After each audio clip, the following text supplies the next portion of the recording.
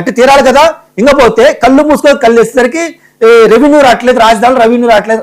మా నాన్న 3 రాజధానులు అప్పుడు కూడా ఏ రెవెన్యూ రాలా, కనీసం బిల్డింగ్ లో పెద్ద కట్టింది ఏం లేదు. కనీసం ఇప్పుడు కోట ప్రభుత్వంలో కొన్ని బిల్డింగ్ కడతండి, దాన్ని మీరు ఆలోచించాలి సోదరా. ఇకపోతే మావికన్ టైం వచ్చినప్పుడు మీరు చెప్పండి, టైం వచ్చినప్పుడు మీరు చెప్పండి. బాలాగారు టైం వచ్చినప్పుడు చెప్పండి సార్. బాలాగారు మీ టైం వచ్చినప్పుడు మీరు చెప్పండి. ఎందుకు ఇండైరెక్ట్ రెవెన్యూ అంతా తర్వాత మీకు చెప్పింది అదే 2024 నుంచి 2026 ఈ రోజు వరకు రెవెన్యూ రెవెన్యూ రాలేదంటే Chandrababu Naidu instant revenue generators.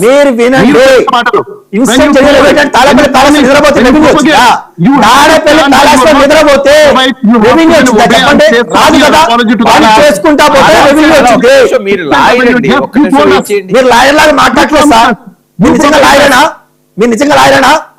Product తీసుకొచ్చి ఎవరైనా ఆశపడి తీసుకుంటారు. అదే ఈ రోజు జరిగింది. చెప్పారు మీరు నాచనాయానికి అంగన్ బింగ్ అనేది అయ్యో ఎందుకు చెప్పావు మరి అలాంటప్పుడు మీ కుటుంబం ఎందుకు చెప్పండి మీకు తెలీదా?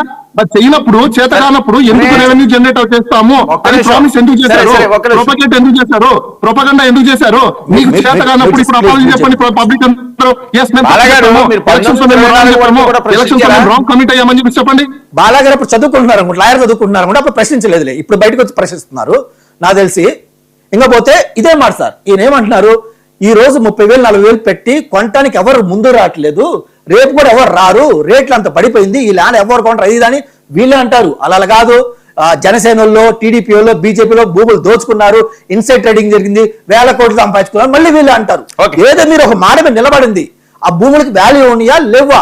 లేనప్పుడు మేము ఉన్న వాల్యూ ఉండదు కదా, మళ్ళీ మీరెందుకు వాల్యూ వస్తే ఫ్యూచర్ బాగా మళ్ళీ వీళ్ళు అంటారు.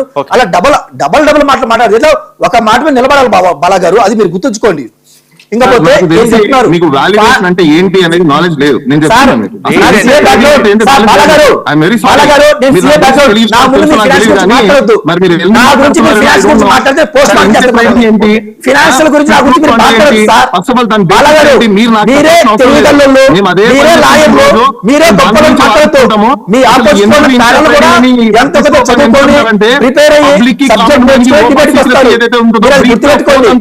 మీరు ఒక్కలే తెలుగు ఆపోజిట్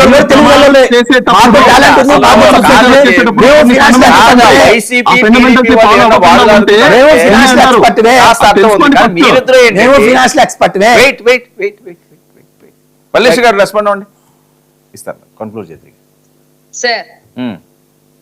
ఏంటి పరిస్థితి ఇంక ఇంతేనా సార్? ఇంతే కాదు సార్, ఇప్పుడు మేము ఒకటే కోరుకుంటున్నాం, మీరు కళ్ళబొల్లి అబద్ధాలు చెప్పి కూటమిలోకి వచ్చారు, కలిసి వచ్చారు. సో మీరు సంక్షేమం మీద దృష్టి పెట్టండి. మీరు ఇస్తానన్నటువంటి సంక్షేమం ఏమైతే ఉందో